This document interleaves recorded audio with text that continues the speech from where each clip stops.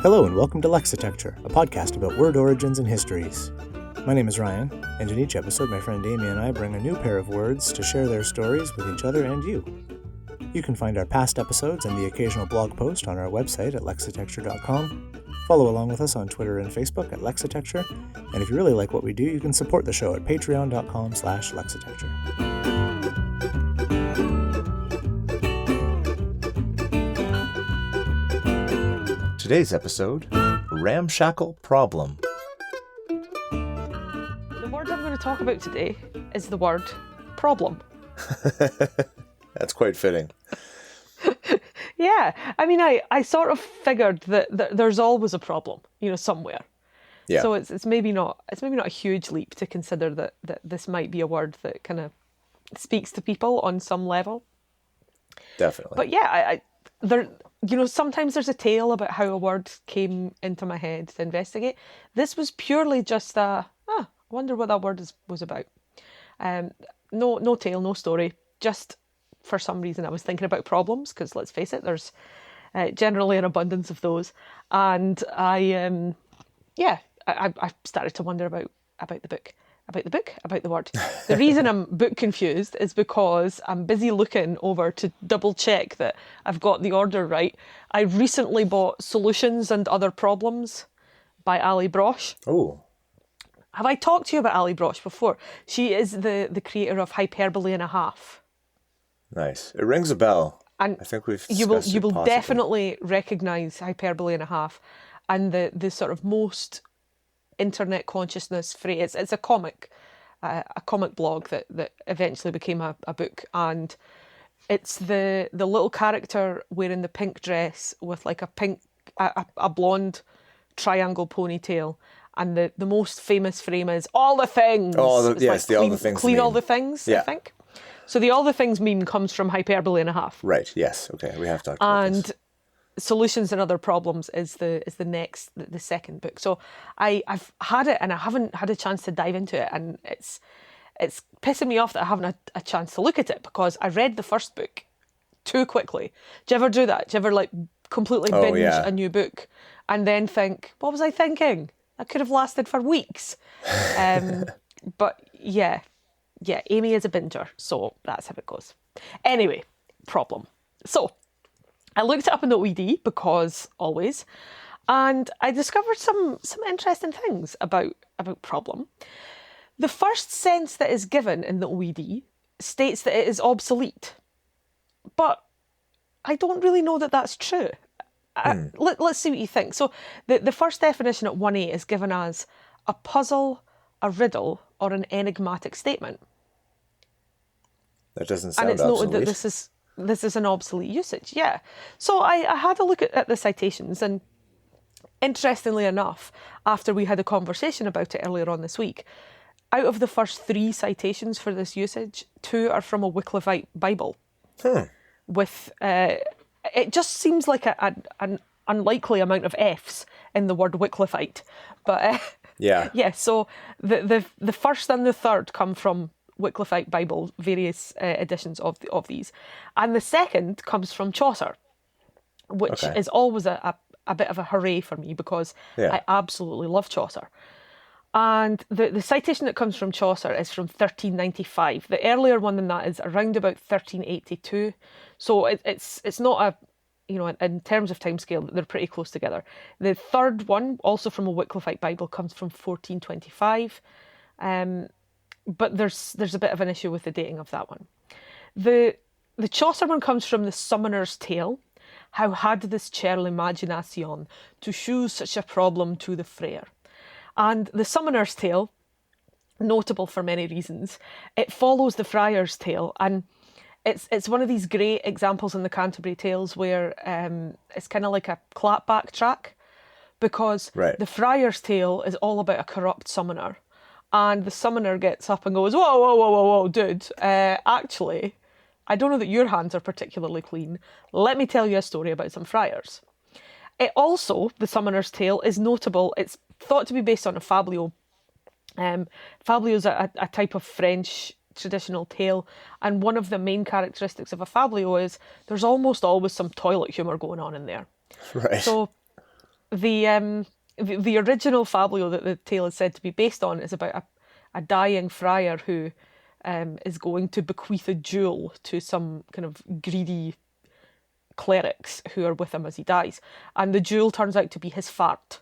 So, good old fashioned. I love that when I went to university and I realised I was going to be studying Chaucer, I was terrified of this, literary hero. Yeah.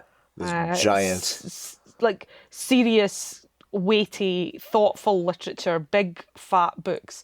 And then I got the big fat book and started reading the Canterbury Tales and realised it was basically a medieval carry-on. Yeah. So there's a brilliant little episode in The Summoner's Tale about how to split a fart into 12 portions.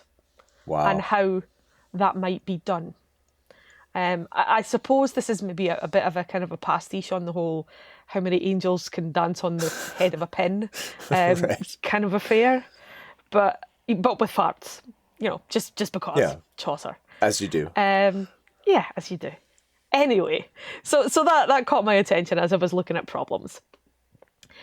What I found is that the etymology of the word, it seems to come from Greek into Latin and then into Old French, pretty straightforwardly as problema, problem, and then into English as problem. So in Greek, it was a task, that which is proposed, or a question, Etym Online says. Also, anything that projected, a headland, a promontory, a fence, or a barrier. So something that stuck out. Yeah, I was quite interested in that too. And Latin and Greek seem to have kept these notions of meaning.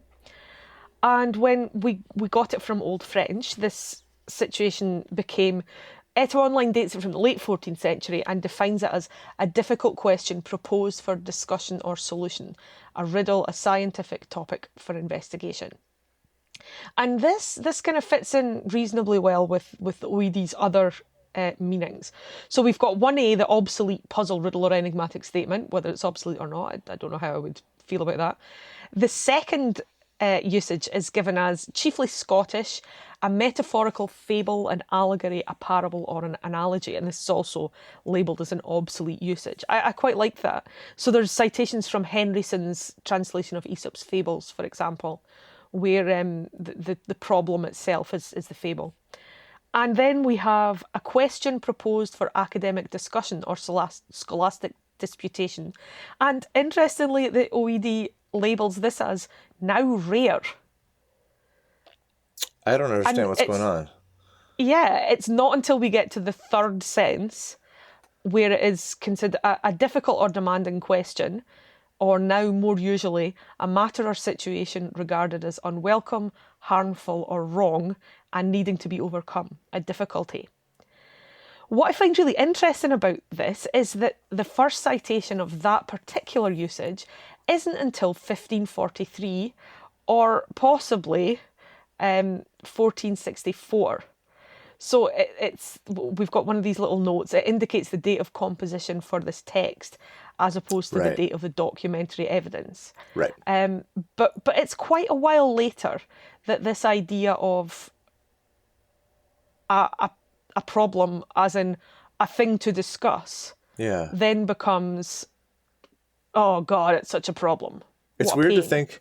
It's weird to think that even if humans had discovered and embarked upon space travel in the 1400s, the phrase "Houston, we have a problem" still wouldn't make sense. Well, that's actually very interesting that you should mention that, because I have been listening to the wonderful Yes or BS. Yeah. And I don't know if you remember, I think it was in the very first episode, one of the facts is that, I've forgotten which king it was, how annoying. Henry VIII's brother-in-law, someone like that. Yeah. Proposed the first British space project. And it was an absolutely baffling set of information that all turned out to be completely true. Spoiler alert. So yeah, the notion of getting to space, I think we kind of think about as a modern 20th century kind of thing, but people have been thinking about it for a long time, which sure. I suppose is reasonable, because if you can see it, then why the hell wouldn't you want to get there? Yeah. So in terms of more kind of naughty etymological stuff, problem comes from two pi roots. And the first pi root, per, contains the greatest number of cognates that I think I've ever seen on Etymonline's list of pi root cognates. The pi root is per, P-E-R, and it's translated, if you like, as it's a root forming prepositions that generally mean forward. So we get the sense of forward, in front of, before, first, towards, near, chief, against, all of that stuff. And it is an absolutely enormous list of cognates. We have words like afford and appropriate. We also have words like pardon and percussion. Postprandial, which is such a lovely word. Priest, profane, prodigal, prosthesis. So lots of pro words. Probity, profuse, prosthesis, protocol, all of these sorts of things. But also words like purda and veneer. So yeah, lots and lots of interesting things there. There were far too many for me to kind of pick out. So I suppose if you think about the number of words that might have in their history or in their etymology this sense of being at the front or moving towards, it's not hard to see why this particular pi root would have so many cognates. The second part of the pi root that gives us problem is gweli. And I thought to myself when I was researching this, I was pretty sure that I'd seen this pi root before. And that is indeed the case, because hilariously enough, considering the Ali Brosh connection, when I looked at the etymology of hyperbole, which I did quite a long time ago, I think before I was even aware of the comic book, I discovered that gweli is the proposed source of the word hyperbole. So gweli means to throw or to reach. And thus a problem is something that is thrown forwards. Something that is put out there.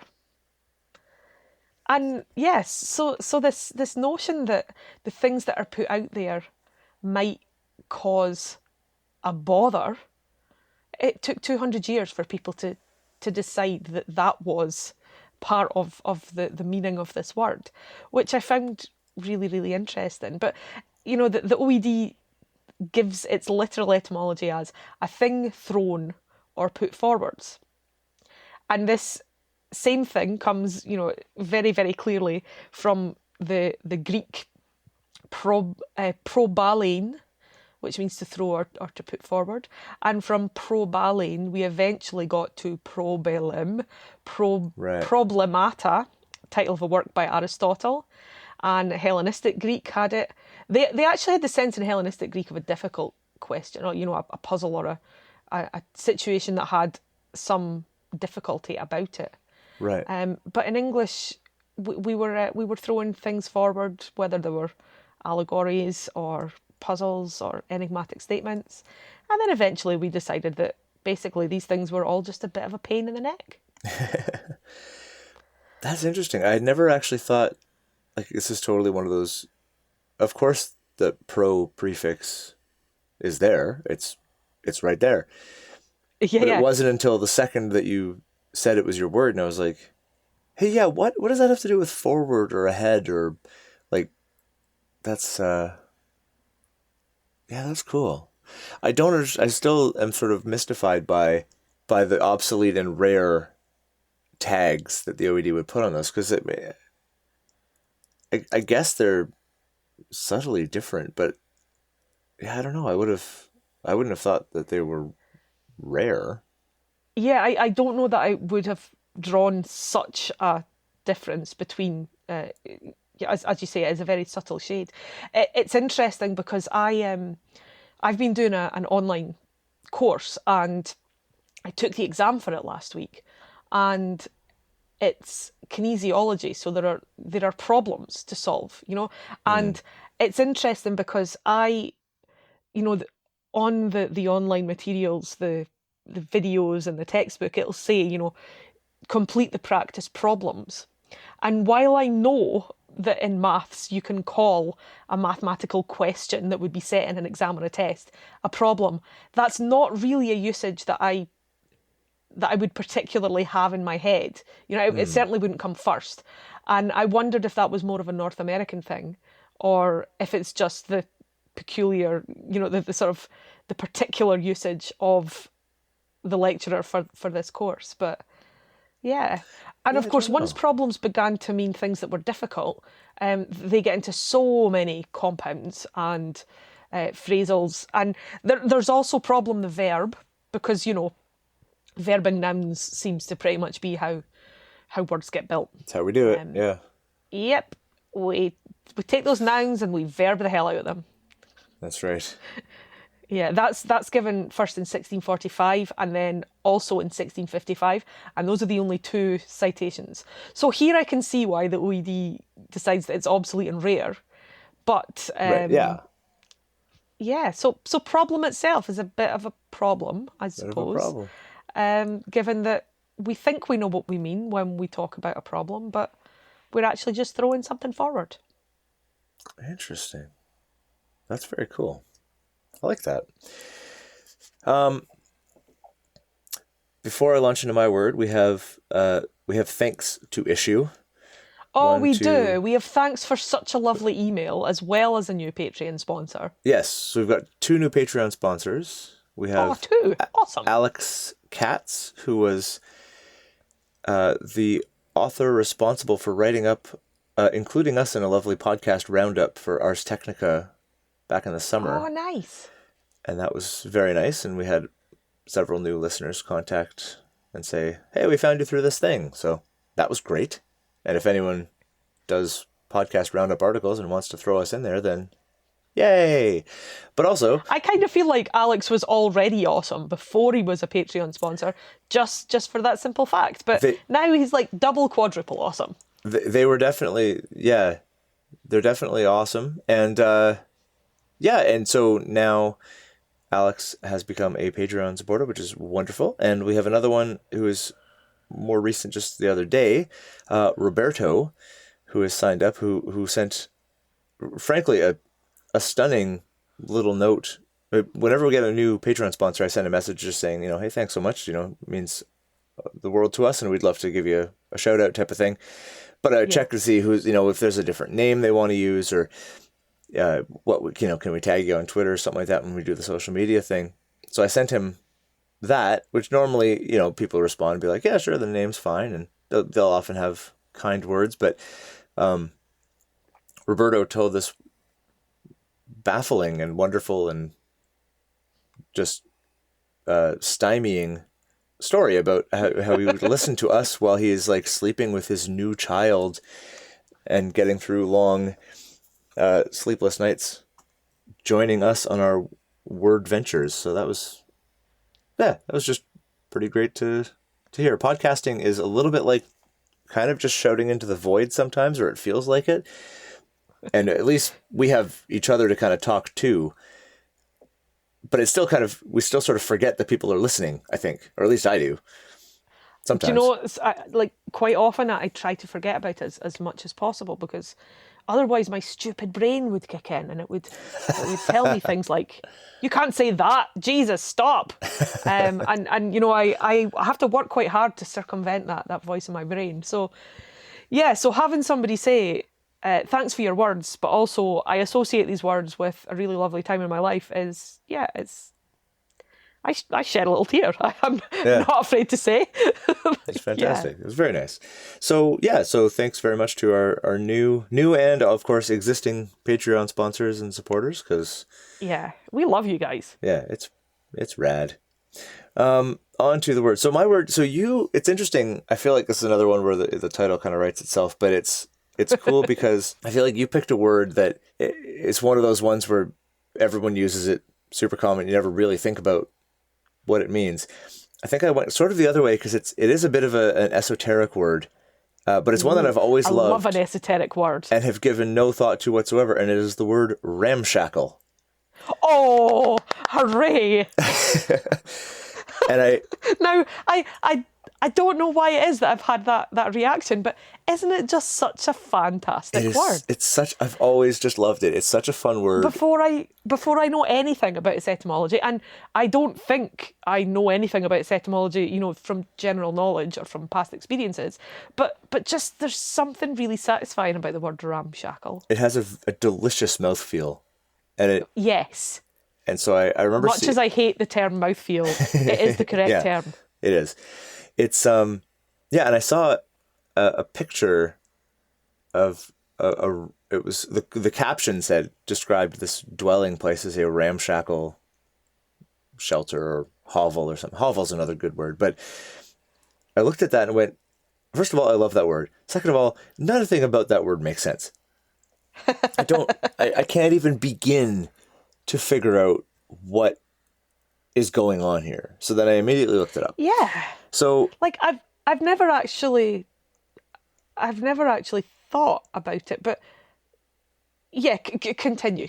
So for anyone who has sort of maybe heard it in passing or has never heard it or just needs a brush up. So something that is ramshackle, it's usually used now to describe a rundown or sort of dilapidated building, or something that's basically a building that is sort of barely together.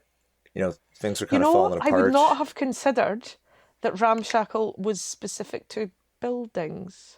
Oh, that's interesting, because I strongly do it. I would... Oh, okay. My ears would perk up if I heard like a person being described as ramshackle, although it is definitely one of the potential uses. That's cool. But anyway, something either hastily thrown together or barely keeping together, or just slightly kind of chaotic and world-worn. 2021. Does that sound fair? Yeah, something that's extremely 2020 in its physical construction or general stability. So yeah, very weird. The word dates back to the 1820s and 30s. Oh, okay. And so the first thing I noticed, and I kind of was immediately more curious, is that it's actually a back formation of an earlier adjective, ramshackled, with a D on the end. Ooh. And I was like, okay, now this is also weird. And the earliest entries for ramshackled go back to the late 1600s. And in fact, the earliest ones are actually ranshackled, RANSHACKLED. So nothing to do with sheep then? I was assuming Nothing that to do with perhaps sheep. a tied up sheep was going to feature in this. Yeah. I was like, Odyssey. ram and shackle, right? Like someone's for some reason tying up sheep, and that leads to a dilapidated building. I mean, the sheep would be really distressed, so fair enough. But yeah, I mean, and rams are the kind of horned, slightly aggressive, kind of don't mess with me looking dudes. I can see how trying to tie up a sheep without the necessary expertise required might cause something to fall apart. It would result in that's true. That's good. I wish I had thought of that so that I could have dispelled a cooler etymology than I had in my head, which was none. Well, I didn't have one until like 3 minutes ago. So ranshackled was the formation of it back in the 1600s. So then I went to ramshackle, which is a verb that it was based on. Something that is ramshackled is something that someone once did the thing of ranshackling to, which is right. This is the thing where it's starting to lose all meaning when you say it over and over again, and that is it is, but it's also kind of I was just talking about verbing the noun, but I really love that this verb named itself. I like getting to adjective a verb. Yes, it's cool. Yeah. Now none of the words make any sense. I'm going to shut up. Nothing makes any sense anymore. 2021. And ramshackle is basically just a variant on the verb ransack. Ah. And ramshackle is found in the early 1600s, like 1602, I think, is the first OED citation. So it's 70 plus years earlier than the adjective form of it. But ransack goes back to 1325. Now, before I get into And ransack, it's also an awesome word in its own right. it is also an awesome word in its own right. Before I get into ransack, just the OED has an entry specifically on that LE suffix that turned nice. ransack into ramshackle. And so basically, I'm just going to read from what the OED says about that. It says, in Middle English and early modern English, the suffix was extensively used to form verbs expressing repeated action or movement. And now things get fun because it gives a list. As in, brassle, crackle, crumple, dazzle, hobble, niggle, paddle, sparkle, topple, wriggle, etc. And it goes on, many of these formations are from echoic roots such as babble, cackle, gabble, giggle, guggle, mumble, etc. Just keep talking. I don't even care if this makes sense. There's so many delicious sounds in there. Yeah, I didn't want the et ceteras to be there. I wanted them to list literally every example.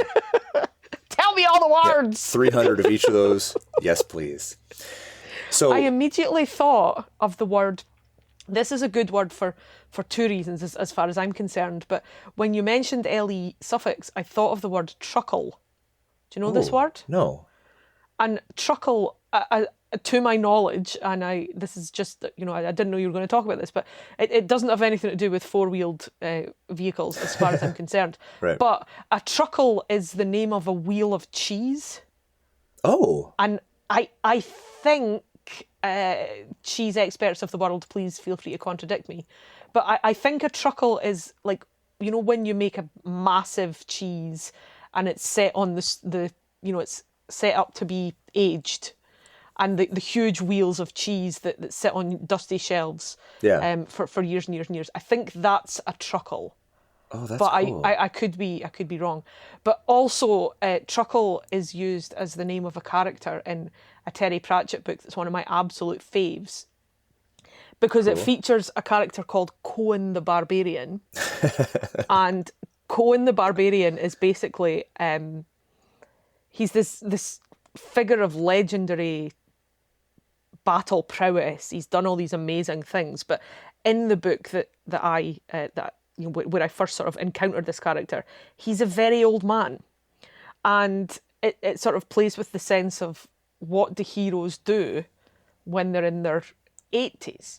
How do you go from slaughtering temple guards and bagging rubies and ravishing maidens to suddenly being quite an old man? And in this particular book, it's called Interesting Times. In this particular book, what he does is he puts together a horde of other old men heroes for one last score. And one of the old men heroes is called Truckle the Uncivil. And he's in a wheelchair and has to be pushed by some of the other barbarians. And just the whole dynamic of the Silver Horde it's absolutely fantastic. The book's worth reading for Cohen and the Horde alone. That's brilliant. And it's worth reading for many other reasons too. But I just love Truckle the Uncivil.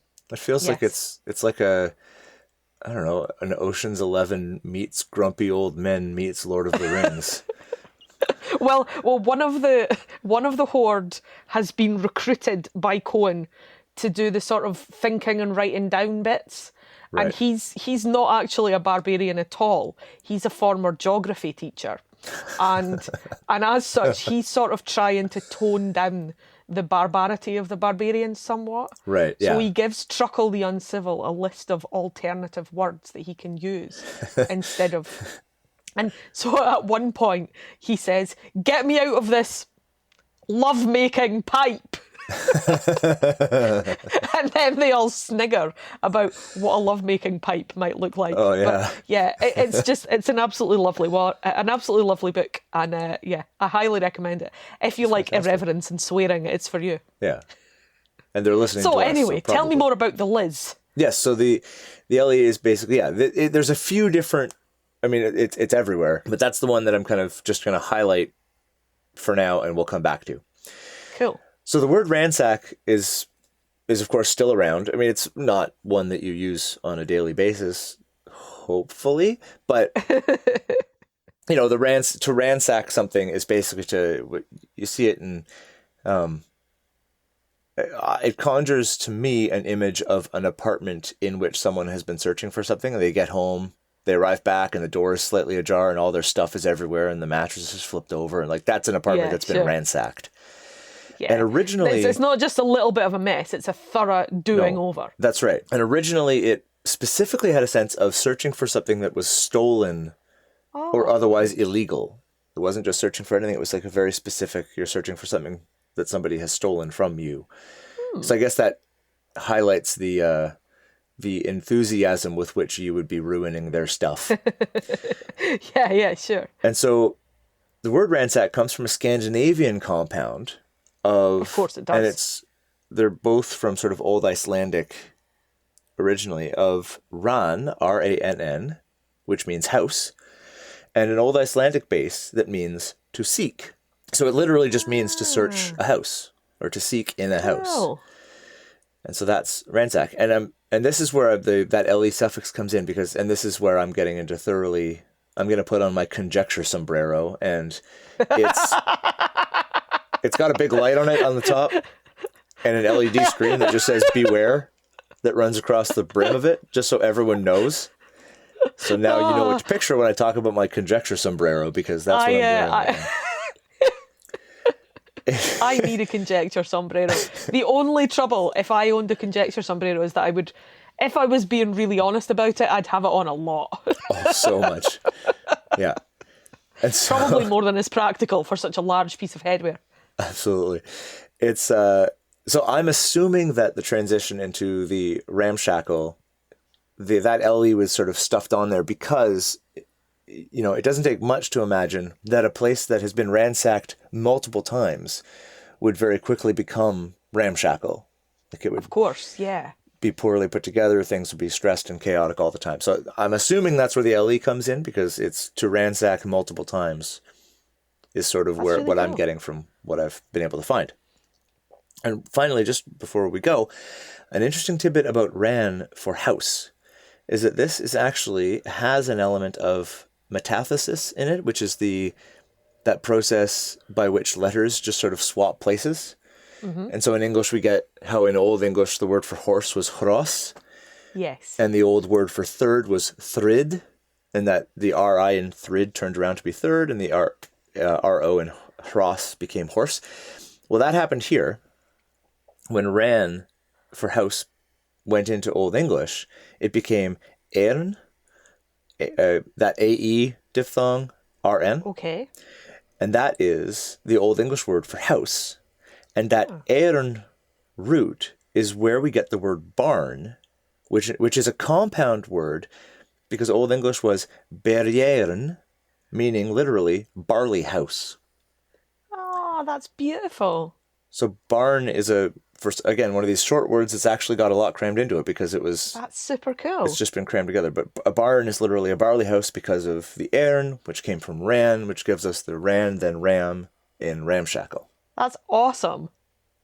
Yeah. So there's a word that many people probably have not thought about in quite some time, much less asked, I wonder where that came from, but now you know. You're welcome. Now you know. Or I'm sorry, depending on what mood you're in right now after hearing that. That's great. I love it. I particularly, to be honest, I'm still processing LE being a repetitive thing. Yeah. Particularly for words like wiggle and giggle. Yeah, exactly. That's particularly delightful. But I love barley house. That's really cool. Yeah, I thought about... There wasn't quite enough there.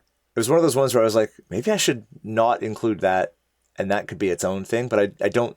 There's not quite enough there to make it its own thing that we do. But I found it too cool to not go down that little tangent real quick, because it's there's a lot of neat stuff in there too. But yeah, ramshackle. What a ramshackle problem! Ramshackle problem. And that's it for another episode of Lexitecture. To get in touch with us about something you heard this episode, you can email us at words@lexitecture.com. You can also follow along and talk to us at Lexitecture on Facebook and Twitter, and at Lexitecture Podcast on Instagram. For back episodes and the occasional blog post, visit us at lexitecture.com. Thanks very much, and we'll talk to you again soon.